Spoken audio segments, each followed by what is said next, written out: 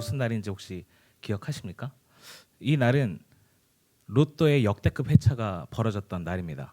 이 당시 로또 1등 당첨 금액이 얼마였는지 제가 말씀드리면 120억이었습니다. 딱 2명 당첨되었다고 합니다. 1인당 당첨 금액이 정확히는 123억 정도였습니다. 이걸 실수령액으로 계산해 보니까 약 80억 정도 된다고 합니다. 역대급 회차였습니다. 이게 더 역대급으로 기억되는 이유가 한 가지 더 있습니다. 바로 그 다음 주인 6월 11일 여기도 역대급 회차였습니다. 전주에는 당첨자가 2명, 1인당 당첨 금액이 120억이었습니다. 이 회차에는 당첨자가 몇 명이었는지 아십니까? 50명이었습니다. 전주에는 2명밖에 당첨되지 않았던 그 로또가 그 다음 주에는 50명이 당첨된 겁니다. 여러분도 잘 아시다시피 이 로또가 당첨 금액을 나눠 갖는 시스템이다 보니까 이 50명이 당첨되었던 이날 그 1등 당첨 금액이 얼마였는지 아십니까? 4억이었습니다. 실수령액은 3억 정도입니다. 평생에 써야 할 운과 우주의 기운까지 끌어모아서 로또 1등에 당첨됐는데 4억이다? 어떨 것 같으십니까? 똑같은 로또 1등 당첨입니다. 근데 한 사람은 120억을 받고 한 사람은 4억을 받습니다. 120억을 받는 사람은 엄청 기쁘겠죠. 120억이면 아마 뭐 아파트도 몇 채 살 수 있고 거기에다 플러스로 빌딩까지 살 수 있는 그런 가격 아니겠습니까? 근데 4억을 받는 사람은 어떨까요? 기뻐야 되는데 슬픈 거죠. 이건 뭐 로또 1등 당첨된 걸 확인하고 나서 이 더러운 회사 내가 하는데 당첨 금액이 4억이에요. 더러우니까 청소해야죠. 회사 깔끔히 청소하고 다시 자리에 앉아서 열심히 일해야 되는 그러한 상황이 벌어진 겁니다. 아마 그 4억 가지고는 이 주변의 아파트 한 채 못 살 그런 가격인 거죠. 아마 이 두 사람의 기분에는 굉장히 큰 차이가 있을 겁니다. 왜 그럴까요? 지금 이 두 사람은요, 로또 1등이라는 똑같은 상황을 경험하고 있지만 한 사람에게는 앞으로의 120억이라는 큰 돈이 들어오게 될 거라는 미래의 상황이 지금 현재를 최고의 순간으로 만들어주고 있습니다. 반면 다른 한 사람에게는 4억이라는 비교적 적은 돈이 들어오게 되는 그 미래의 상황이 지금 당첨된 이 상황을 씁쓸하게 만들어주고 있는 것이죠. 미래에 대한 그 상황이 앞으로 우리 통장에 들어오게 될 그 돈이 그들의 현재의 기분과 현재의 상황을 결정하고 있다라는 것이죠. 결국 우리가 살아가는 삶은 미래가 현재를 지배한다고 볼 수 있습니다. 우리가 미래에 대하여서 믿는 것이 현재 우리의 모습을 통제한다라는 것이죠. 똑같은 상황임에도 그들에게 주어지게 될 돈의 액수에 따라서 그들의 기분이 달라지는 것처럼 말입니다. 따라서 인간은 희망에 기반을 둔 생물이라고 이야기할 수 있을 것 같습니다. 미래에 대한 희망이 지금 현재 우리의 삶의 의미를 결정짓는 것이죠. 비슷한 예로 빅터 프랭클이라고 하는 사람이 쓴 죽음의 수용소라고 하는 책이 있습니다. 이 책의 내용은 아우슈비츠 수용소에서 자신의 이제 경험담을 이제 다룬 내용인데요. 이 책 내용 중에 어떠한 내용이 있냐면 이제 2차 세계 대전 중에 그 수용소에 수감된 유대인들 중에 일부는 수용소에 갇혀 있다라는 사실과 이 현실이 언제까지 지속될지 모른다라는 그 사실에 끊임없이 절망하던 사람들이 있어요. 그런데 그렇게 절망하던 사람들은 결국 죽음을 맞이하게 되었다라는 겁니다. 그냥 그렇게 죽어간 거예요. 그들이 끌려가서 고문을 당한 것도 아니고 사형을 당한 것도 아닌데 그냥 죽어나간 겁니다. 반면에 미래에 대한 희망을 가졌던 사람들은 어떠한 악조건 속에서라도 그것이 설령 가스실이라 할지라도 그 가운데서 살아남았다라는 내용을 기록하고 있습니다. 그렇다면 여러분들은 어떠한 희망을 가지고 오늘을 살아가고 계십니까? 어떠한 미래를 가지고 있습니까? 이 질문은요, 오늘을 살아가는 우리에게 너무나도 중요합니다. 우리의 희망이, 여러분들의 미래가 오늘 우리의 삶의 의미를 결정짓고 또 그것으로 인해서 다시 희망을 가지고 미래를 꿈꾸며 살아갈 수 있기 때문입니다. 오늘 본문은요, 2000년 전 베데스다라는 곳에서 희망을 가지고 살아가던 사람에 관한 이야기입니다. 오늘 성경에 보니까 예수님께서 베데스다라고 하는 연못으로 가시는 장면이 등장합니다. 이 베데스다라고 하는 이름의 뜻은 베이트, 집과 헤세드, 은혜, 평강, 충성, 불변, 사랑, 좋은 건 죄다 해당되는 그러한 단어가 헤세드인데요. 바로 이 헤세드와 베이트의 합성어입니다. 뭐 사본상에 뭐 여러 가지 오류 논란이 있긴 하지만 쉽게 생각한다면 그냥 은혜의 집 정도 되겠습니다. 근데 이 연못에 가보니까 사람들이 막 바글바글한 거예요. 왜냐하면 이 연못에는 기가 막힌 전설이 하나 내려오고 있기 때문입니다. 내용인 즉슨 이게 연못이다 보니까 물의 흐름이 거의 없이 잔잔할 거 아니겠습니까? 그런데 어느 순간 그 연못 가운데서 물이 보글보글 솟아오를 때가 있다라는 겁니다. 보통은 물이 위에서 아래로 떨어져야 정상인데 물이 밑에서 솟아오르니까 사람들이 그 모습을 보고 굉장히 기이하게 여기는 겁니다. 그러니까 어떤 사람들이 야, 혹시 저거 천사가 연못으로 내려오는 거 아니야? 천사가 물을 움직이게 하는 거 아니야? 라고 생각하게 되는 거죠. 그러니까 그러니까 뭔가 이 연못이 좀 더 깨끗할 것 같고 신성해 보이잖아요. 그러니까 이 연못에 어떠한 전설이 내려오느냐? 물이 솟아오르는 그 순간 가장 먼저 물에 뛰어든 사람은 어떤 병에 걸려 있든지 그 병이 낫는다는 전설이 내려오고 있는 겁니다. 근데 사실 지금의 과학적인 이야기로 나누자면 이 연못은 간헐천이라고 합니다. 쉽게 말하면 온천입니다. 온천의 물이 뜨겁지 않겠습니까? 왜냐하면 땅 아래에 있는 지하수가 이제 뭐 용암이나 이런 거에 의해서 데워지고 그럼 물이 뜨거워지니까 수증기도 발생하고 그 아래 용암이 흐르니까 뭐 유황가스나 이런 것도 발생하겠죠. 그런 수증기나 가스가 밖으로 빠지지 않고 땅 속의 빈 공간에 머물게 되면서 점점 압력이 차오르다가 그 압력이 결국 터지게 되면서 그 압력에 의해서 물을 밖으로 밀어내는 거죠. 그 지하수를 밖으로 밀어내서 이게 어떨 때는 보글보글 정도의 물이 솟아오를 때도 있고 어떤 때는 굉장히 높이 솟을 분수처럼 높이 솟아오를 때도 있다고 합니다. 그리고 짧게는 몇 초, 길게는 몇 개월 단위의 주기로 반복되면서 이렇게 솟아오르는 이 현상을 이 연못을 간헐천이라고 이야기를 합니다. 그런데 이때 당시에는 이러한 과학적인 지식이 없으니까 솟아오르는 이 물을 보고 천사가 내려온다고 생각을 하는 거죠. 그리고 또 온천이다 보니까 간혹 이제 온천을 하다 보면 뭐 관절염이라든지 아니면 뭐 피부병이라든지 이런 게 호전되는 경우도 있잖아요. 그러니까 이러한 현상들이 겹쳐지게 되면서 전설을 만들어내게 되는 거죠. 그러니까 이 베데스다 주변에 사람들이 바글바글한 겁니다. 대부분 다 환자들이겠죠. 뭐 앞이 안 보이는 사람, 피부가 쪼그라든 사람, 다리 저는 사람, 그리고 오늘 본문에 나오는 38년 된 병자가 나옵니다. 그가 무슨 병을 앓았는지는 모르겠습니다. 하지만 말씀을 미루어 보아 자기의 의지대로 몸을 움직이지 못하는 사람임에는 분명해 보입니다. 그런 그를 향하여서 예수님께서 말씀하십니다. 우리 6절에 있는 말씀인데요. 같이 한번 읽어보도록 하겠습니다. 6절입니다. 시작.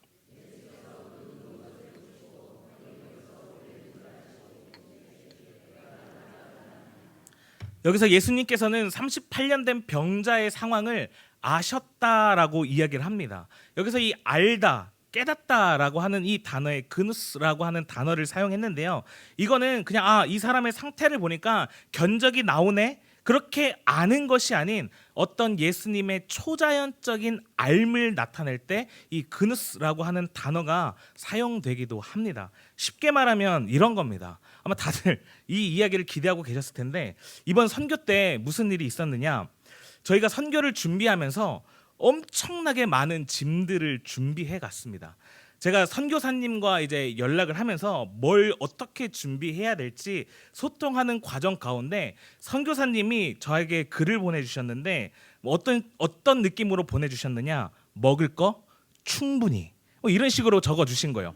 사실 이 충분이란 글자가 굉장히 애매하잖아요. 저희만 먹기에 충분한 건지 아니면 그 현지 사역자들과 다 같이 먹기에 충분한 건지, 그래서 정말 충분히 준비하기 위해서 권사님들께 부탁드렸더니 저희가 생각한 것보다 훨씬 더 충분히 준비해 주신 거예요. 먹을 걸 엄청 싸갔습니다. 그 다음에 현지인들에게 나누어 줄 선물도 저희가 엄청 막 공들였어요. 저희 부감 집사님께서 엄청 꼼꼼하세요. 저희는 그냥 봉지에다가 초코파이 쑤셔넣고 과자 쑤셔넣고 뭐 선물 쑤셔넣고 이러면 될 줄 알았는데 부감 집사님 오시더니 이러면 안 된다는 거예요. 이 초코파이가 이게 부서질 수 있고 무너질 수 있기 때문에 초코파이 따로 다 이렇게 포장해야 되고 선물 따로 이렇게 포장해야 되고 그러면서 이렇게 다 따로따로 이렇게 포장을 하게 되는 겁니다. 그래서 뭐 그러다 보니까 이 짐들이 조금씩 늘어나 일어나기 시작하는 거예요. 그것뿐만이 아니라 저희가 이제 어른들에게는 비누를 선물을 했었고요. 아이들에게는 볼펜을 선물을 했었었는데 저희가 교회에 이제 요청을 드렸습니다. 저희가 이제 선물을 드릴 건데 그래서 이제 비누를 250개를 요청을 했는데 300개를 주셨어요. 볼펜 250개를 요청했는데 500개를 주셨습니다.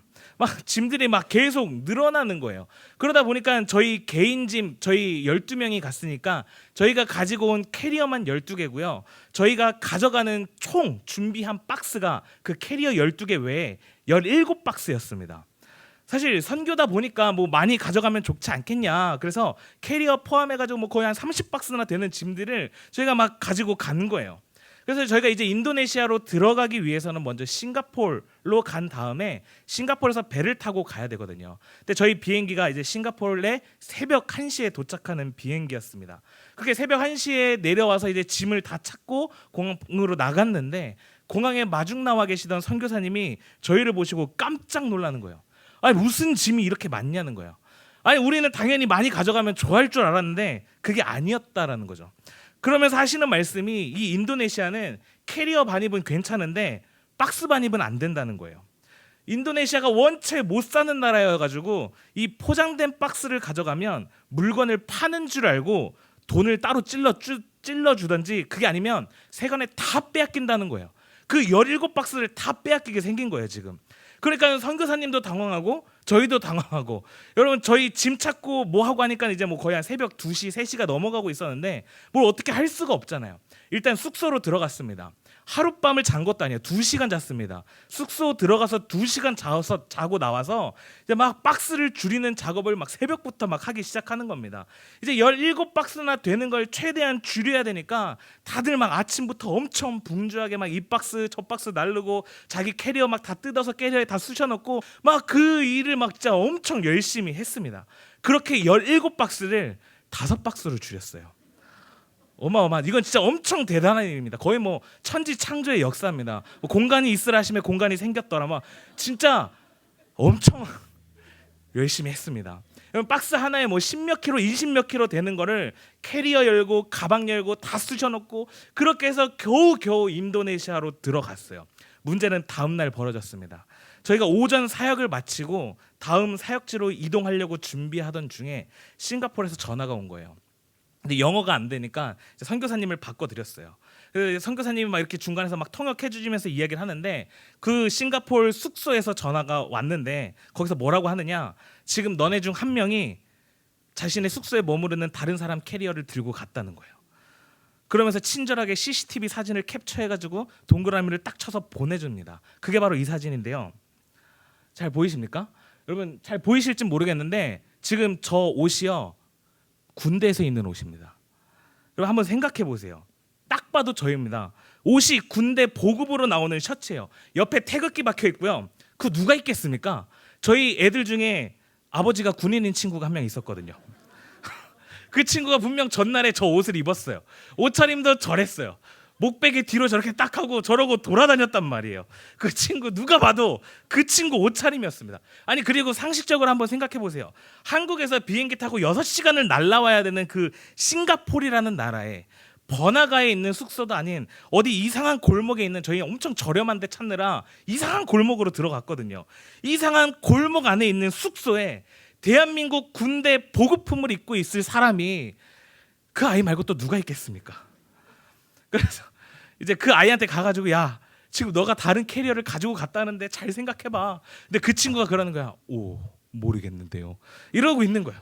옆에서 선생님들이랑 막 선교사님은 막 속이 타더라고. 야 잘 생각해봐. 지금 우리 지금 큰일 났다고. 저희가 이제 다음 선교지로 이제 이동을 하려고 이제 차를 타고 대기하던 중이었거든요.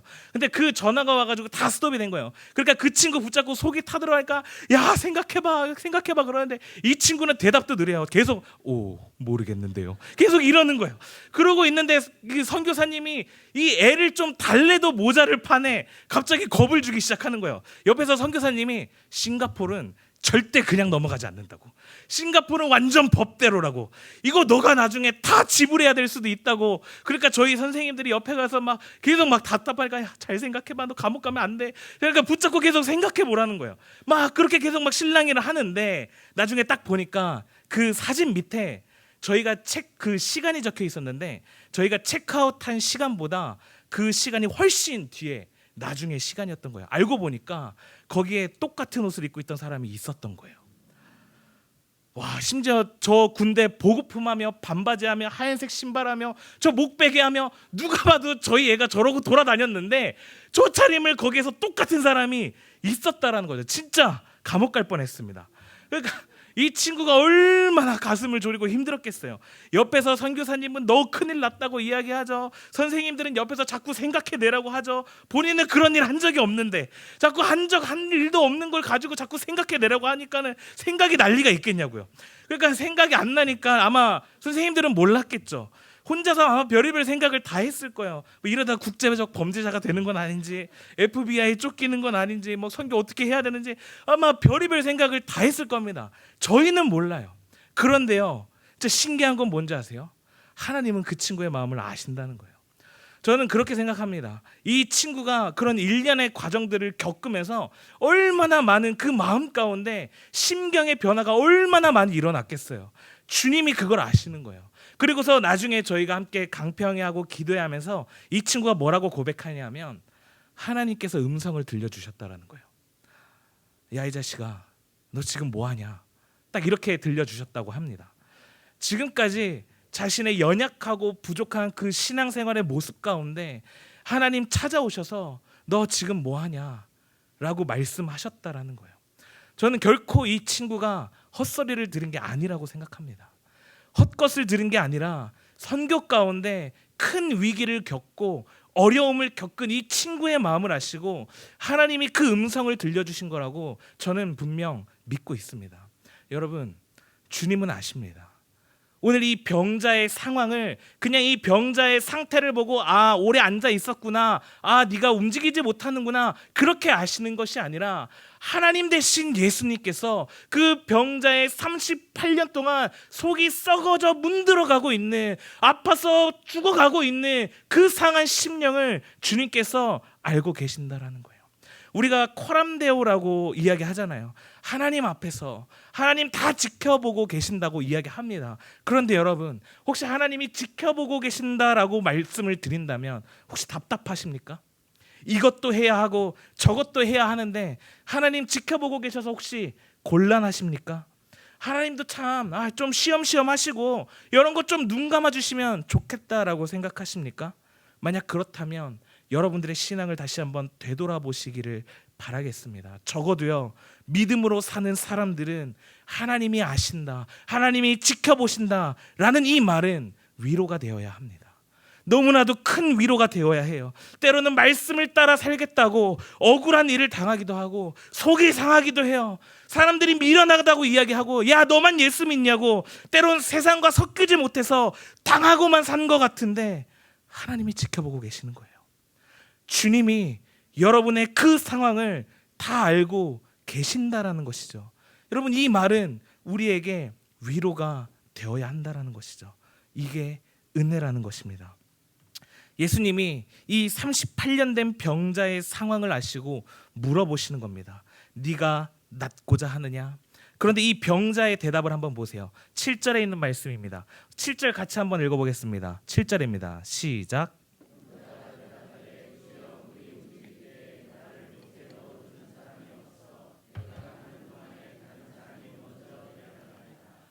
이 병자가 대답하기를 아무도 자기를 도와주지 않아서 이 연못에 못 들어간다라고 대답합니다. 자신의 힘으로는 이 연못에 빨리 들어갈 수 없다라고 이야기를 해요. 그러면 저는 이 이야기를 보는데 너무너무 안타까운 거예요. 지금 단순히 이 사람이 연못에 들어가지 못해서 병을 고치지 못하는 모습이 안타까운 것이 아니라 지금 예수님이 이 병자에게 뭐라고 물어봤죠? 6절 하반부에 보니까 네가 낫고자 하느냐라고 물어봤습니다. 그럼 당연히 그 대답이 뭐가 돼야 될까요?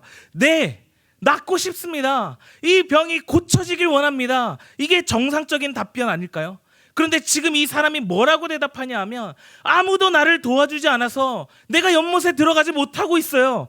내가 연못에 가기 전이면 이미 다른 사람이 먼저 갑니다 라고 이야기하고 있어요. 지금 이 사람이 연못에 들어가기 위한 이유가 뭡니까? 병이 낫는 겁니다. 병이 낫기 위해서 지금 이 베데스다라고 하는 이 연못 주변에 머물고 있는 거예요. 그런데 어느 순간 주객이 전도되어 버린 거죠. 병이 낫고 싶은 열망보다 연못에 빨리 들어가야 한다라는 그 열망이 자리를 잡아버리게 된 것입니다. 물론 연못에 들어간다고 다 병이 낫는 건 아니겠죠. 이 사람이 여기 하루 이틀 있었겠습니까? 언제 물이 솟아오를지 모르니까 짧으면 몇 초, 길면 몇 달을 기다려야 하는데 아마 엄청나게 오랫동안 이 연못 주변에 머물고 있었을 겁니다. 그러면서 봤겠죠. 연못에 들어가는 사람들을. 그리고 그 중에 실제로 고쳐진 사람들도 있었을 것이고 아닌 사람들도 있었을 것입니다. 다 연못에 들어간다고 고쳐지진 않아요. 그럼에도 단 한 가지, 연못에만 들어간다면, 내가 제일 먼저 연못에만 들어간다면 병이 나을 수 있다라는 그 희망 하나로 이 병자는 버티고 있었던 거예요. 그러니까 이제 더 이상 사실관계는 중요하지 않아요. 연못이 병을 고치는 힘이 있는지 없는지가 중요한 게 아니라 어떻게든 연못에 들어가는 게 중요하게 돼버린 겁니다. 연못에 들어가는 것이 내 인생의 가장 궁극적인 해결책이 되어버린 거죠. 더 안타까운 건 뭔지 아세요? 그 헛된 희망을 위해서 경쟁하는 겁니다. 그 헛된 희망이 그 주변에 모인 사람들의 오늘을 지배하고 있는 거예요. 여러분, 아까도 성경에도 기록되어 있지만 지금 여기 제대로 된 사람들이 있습니까? 없어요. 다 병자들입니다. 맹인, 다리 저는 사람, 혈기 마른 사람 등 하나같이 다 아픈 사람들이에요. 이 사람들에게 제일 필요한 게 뭘까요? 관심, 돌봄, 사랑이 제일 필요하지 않을까요? 서로가 서로에게 관심을 가져주고 서로가 돌봐주고 서로가 사랑해줘야 되는데 아마 서로가 서로에게 그랬을 겁니다. 연못에 물이 솟아오르기 전까지는, 그 물이 솟아오르기 전까지는 약도 발라주고 너 언제 왔니? 너 어떡하다 이렇게 됐니? 서로의 이야기도 들어줬을 것이고 잘 챙겨줬겠죠. 그런데 물이 솟아오르니까 어떻게 되는 거예요? 이 사람을 제껴야 되는 거예요. 이 사람보다 먼저 연못에 들어가야 되는 거예요. 어제의 동지가 오늘의 적이 되는 겁니다. 서로 경쟁하는 거죠. 이 모습을 보면서 너무나도 안타까운 거예요. 마치 우리의 모습과 똑같지 않습니까? 우리의 문제가 뭐예요? 집에 돈이 없다는 겁니다. 우리의 문제가 뭐예요? 내가 괜찮은 대학을 나오지 못했다라는 거예요. 우리의 문제가 뭐예요? 내가 좋은 직장을 가지지 못했다라는 거예요. 우리의 문제가 뭐예요? 내가 기회가 없다라는 거예요. 그러니까 내가 돈만 좀 더 많으면, 내가 공부를 좀만 더 잘했다면, 내가 좀만 더 많은 기회를 가졌다면, 그랬다면 인생이 좀 더 나아지지 않을까? 아니, 그래도 나는 좀 더 괜찮은 사람인데, 그런데 나보다 돈 많은 사람이 내 옆에 있는 거예요. 나보다 공부 잘하는 사람이 너무나도 많아요. 나보다 괜찮아 보이는 사람이 나보다 앞서가기 때문에 내가 베데스다 연못에 빨리 들어가지 못하는 거예요. 그러니까 내 옆에 있는 사람을 제껴야 하는 거예요. 내 옆에 있는 사람을 밟고 올라서야 하는 거예요. 거기에 무엇이 있는지는 잘 몰라요. 사람들이 좋대요. 이게 팩트인지 픽션인지는 중요하지 않아요. 그냥 가면 희망이 있을 거래요. 가면 나을 수 있을 거래요. 그래서 거기 가야 하는데 내가 가지고 있는 문제들 때문에 나를 도와주는 사람이 없어서, 나보다 앞서가는 사람들이 있어서 내가 지금 거기 가지 못하는 거예요.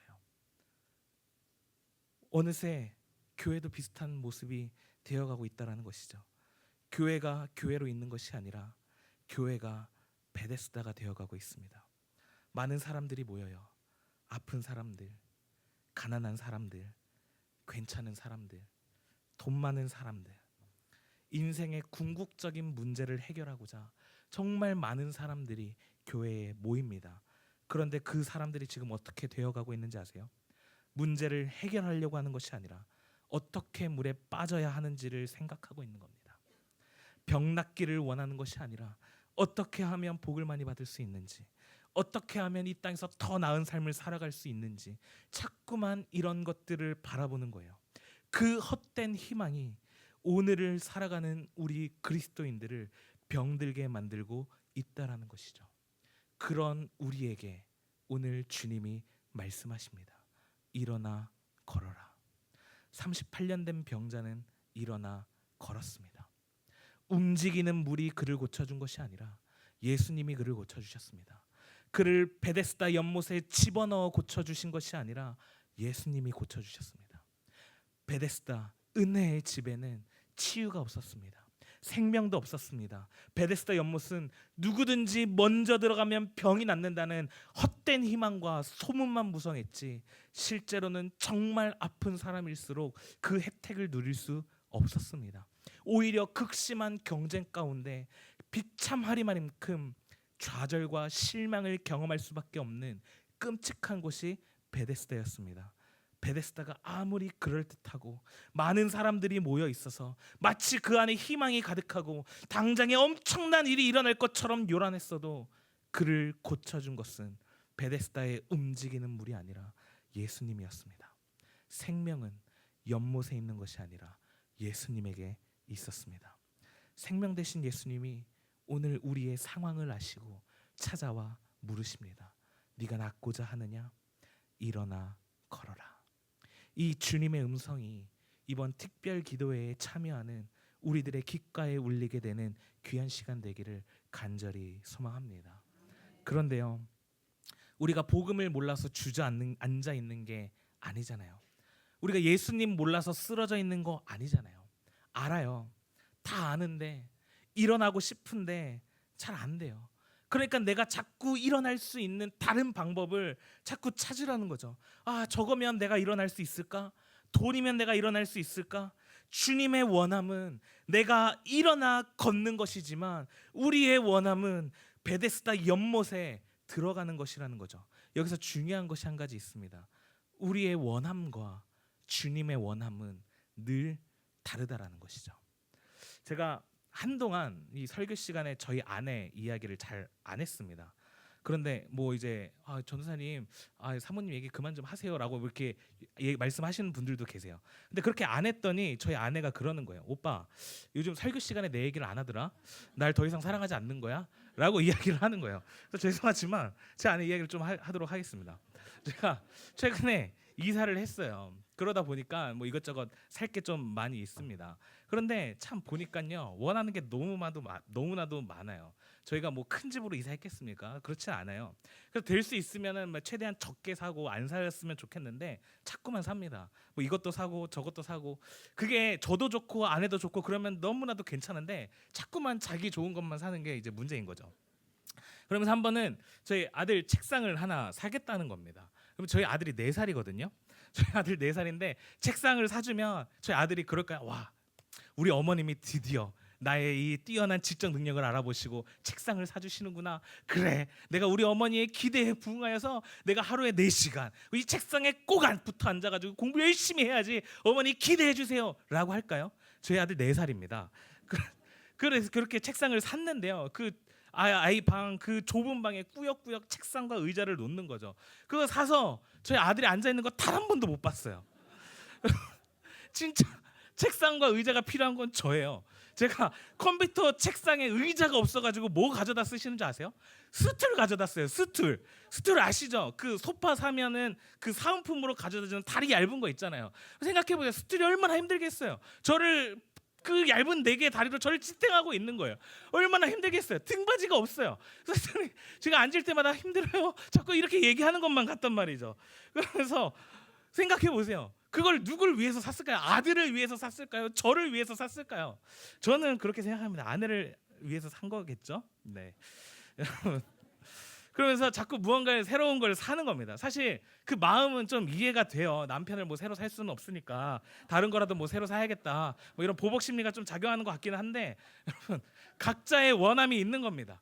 내가 원하는 것과 예수님이 원하는 것, 이게 다르니까 갈등이 생기는 거죠. 중요한 건 나의 원함을 예수님의 원함으로 맞추어 가는 겁니다. 제가 어떻게 결혼 생활을 이어나갈까요? 제가 이렇게 설교 시간에 저희 아내를 이렇게 막 이야기를 해도 어떻게 결혼 생활이 이어져 갈까요?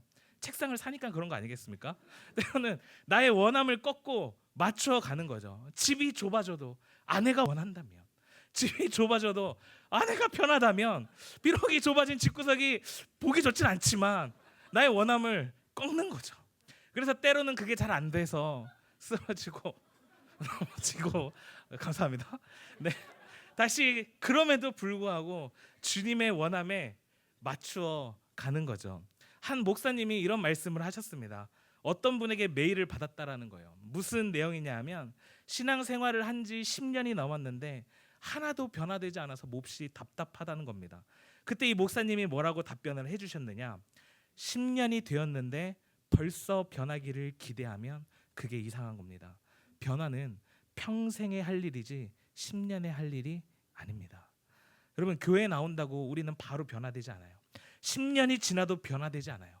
변화는 우리가 평생에 계속해서 해야 할 일입니다. 때로는 교회에 가서, 때로는 특별 기도에 가서 은혜 받고 죄도 덜 짓고 너무나도 좋아요. 그런데 우리 현실을 마주하면 여지없이 무너지는 게 우리입니다. 신앙생활이 얼마나 됐던, 그 연수가 얼마나 됐던 모든 사람이 다 그래요. 그게 인간입니다. 우리의 연약함과 죄성 때문에 변화되지 않고 은혜 받았지만 무너지고 은혜 받고 무너지고 반복되는 우리의 모습을 보지 않습니까? 그런데요, 여러분, 그 목사님이 말씀하시기 참된 그리스도인은 무너지지 않는 것이 아니라 무너져도 또다시 일어나는 것이 진짜 그리스도인이라고 이야기합니다. 다시 말씀드립니다. 진짜 그리스도인은 넘어지지 않는 상태에 이르는 것이 아니라 넘어져도 다시 주님을 향해 일어나 걷는 자들을 그리스도인이라 부르는 겁니다. 우리의 목표는 쓰러지지 않는 것이 아니라 쓰러져도 주님께 가는 것에 있기 때문입니다. 그런 주님께서 말씀하십니다. 일어나 걸어라. 여러분, 주님 주시는 힘으로 일어서십시오. 주님 주시는 힘으로 걸으십시오. 여전히 물에 빠지기를 기다리면서 정말 헛된 희망에 의지한 채 움직이지 않는다면 우리는 이전과 다를 것 없는 오늘을, 그 현재를 살아가게 될 것입니다. 그러나 참된 희망이신, 참된 소망이신 주님의 말씀에 의지하여 주님 주시는 힘으로 내가 일어선다면, 주님 주시는 힘으로 내가 걸어간다면 오늘은 변하게 될 것입니다. 그래서 저는 여러분들이 이 교회에 나오는 이유가 예수님이 되기를 소망합니다. 이번 특별 기도회에 참여하는 이유가 예수 그리스도가 되기를 소망합니다. 이 자리에 나와서 어떻게 물에 빠져서 내 병이 나을지를 고민하는 것이 아니라 베데스다에 방문한 예수님을 만나게 되기를 소망합니다. 말씀을 맺도록 하겠습니다. 그저 이름만 그럴싸한 베데스다처럼 좋은 데 가면 다 잘 될 거야. 좋은 직장에 취업만 하면 다 잘 될 거야. 돈 좀 있으면 괜찮아질 거야.